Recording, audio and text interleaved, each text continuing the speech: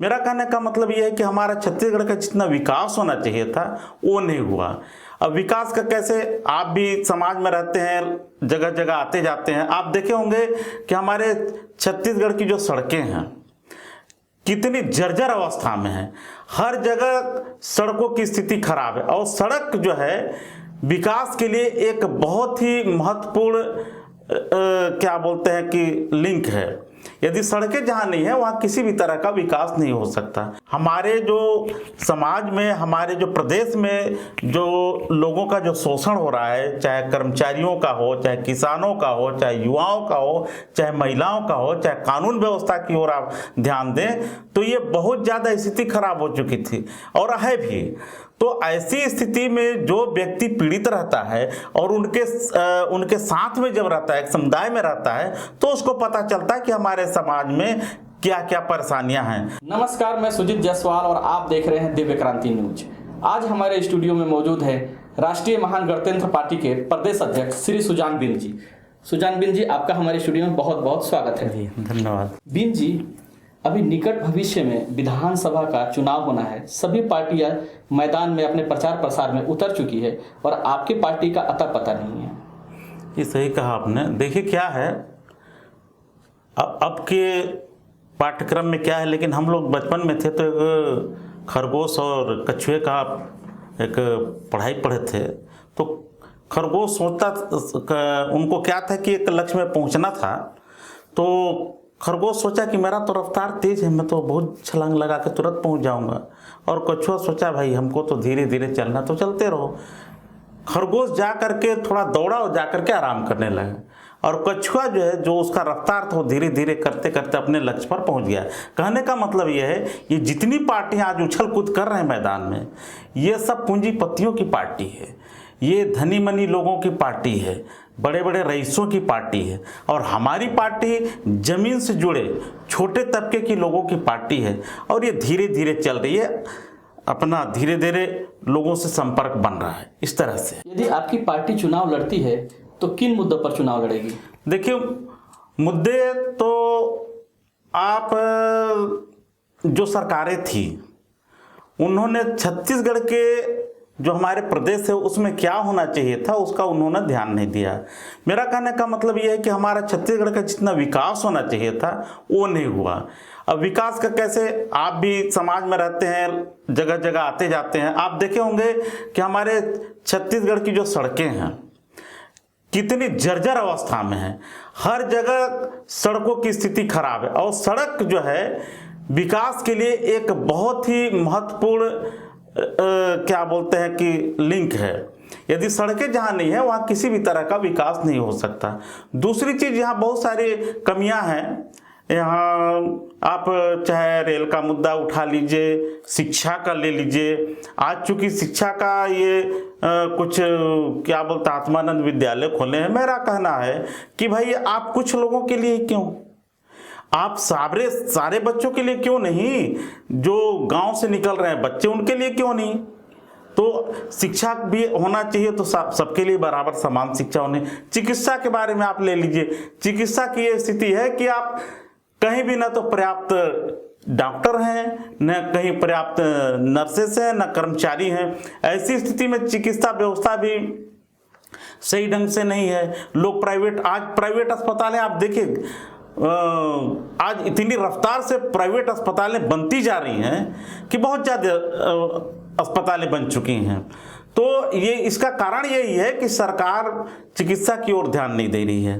तो और एक हमारा ये कहना था, चिकित्सा हो गया, शिक्षा हो गया और आपके जो रोजगार मुख्य मुद्दा है। आज हमारे बच्चों को रोजगार नहीं मिलता है, जिसके कारण हमारे जो गांव के बच्चे हैं, कस्बे के बच्चे हैं, उनको शहर की ओर पलायन करना पड़ता है।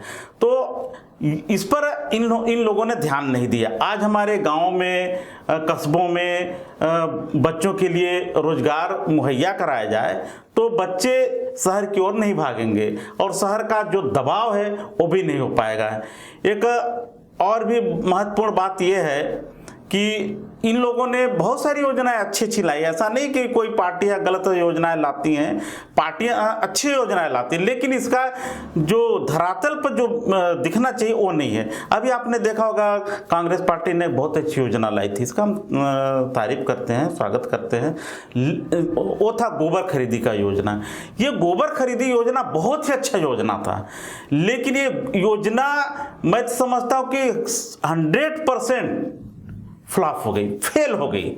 जबकि ये योजना यदि ईमानदारी के साथ इसको किया जाता तो मैं समझता हूँ कि जहाँ हमारे क्या बोलते हैं जमीन का उर्वरा शक्ति बढ़ता, उससे हमारे जो किसान भाई हैं प्रत्यक्ष रूप से लाभ, उनको भी लाभ मिलता और जो पशुपालक हैं उनको भी लाभ मिलता। लेकिन आज स्थिति है कि ये योजना पूरी तरह से फेल हो गई।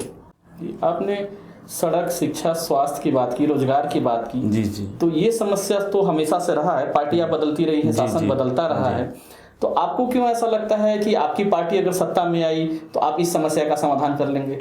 बिल्कुल इसलिए करेंगे क्योंकि हम चूंकि ऐसे क्षेत्र से आए हैं जो कि हम गांव के रहने वाले हैं, और गांव में या सामान्य रूप से लोगों की क्या तकलीफें हैं तो उसको वही व्यक्ति समझ सकता है जो उस स्थिति में रहा हो, जो उस समस्या को झेला हो, जो उस कष्ट को झेला हो, वही व्यक्ति इसको समझ सकता है, और जब समझेगा तभी वो कर पाएगा। बीन जी, आप एक समाज सेवी हैं, आपकी असली पहचान समाज सेवा से ही है। कुछ लोग समाज सेवा करते हुए राजनीति में आए और उनका कायाकल्प हो गया, तो कहीं आपका और आपकी पार्टी का भी तो यही हाल नहीं होगा? देखिए क्या है, इसके पहले हम कर्मचारी थे, और कर्मचारी थे तो हमने सेवा का कार्य किया और ऐसे विभाग में रहे कि हमको पर्याप्त सेवा का मौका भी मिला। और जब हमारा नौकरी लगभग 6 साल का बाकी था तो हमने उससे मुक्ति ले ली, मतलब हमने नौकरी छोड़ दिया। तो छोड़ने के बाद हम इसलिए छोड़े, हमने देखा कि हमारे जो समाज में, हमारे जो प्रदेश में जो लोगों का जो शोषण हो रहा है, चाहे कर्मचारियों का हो, चाहे किसानों का हो, चाहे युवाओं का हो, चाहे महिलाओं का हो, चाहे कानून व्यवस्था की ओर आप ध्यान दें, तो ये बहुत ज़्यादा स्थिति खराब हो चुकी थी और है भी। तो ऐसी स्थिति में जो व्यक्ति पीड़ित रहता है और उनके साथ में जब रहता है, एक समुदाय में रहता है, तो उसको पता चलता है कि हमारे समाज में क्या क्या परेशानियां हैं। तो हमने उस समय देखा कि हमारे मन मस्तिष्क पर क्या प्रभाव पड़ता है। हमने देखा कि नहीं, हम जो लाइन पकड़े वो सही लाइन है। कहने का मतलब यह है कि समाज सेवी तो मैं हूँ और पहले भी रहा, आज भी हूँ। ये बात निश्चित है कि राजनीति में छल कपट, ये दुनियादारी को जो कहा जाता है कि ये सब होते हैं, लेकिन हमारे नेचर में वो सब नहीं आ पाया।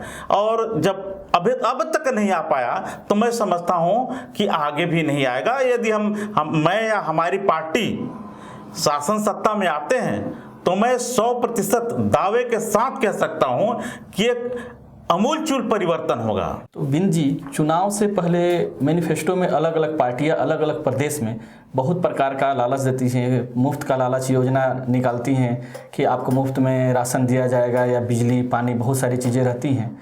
तो इस मुद्दे पर आपका क्या कहना है? देखिए, ये जो फ्री वाला बात है, मैं आपको एक बात बताऊं, हमारे छत्तीसगढ़ सरकार पर 82,000 करोड़ रुपए कर्ज है।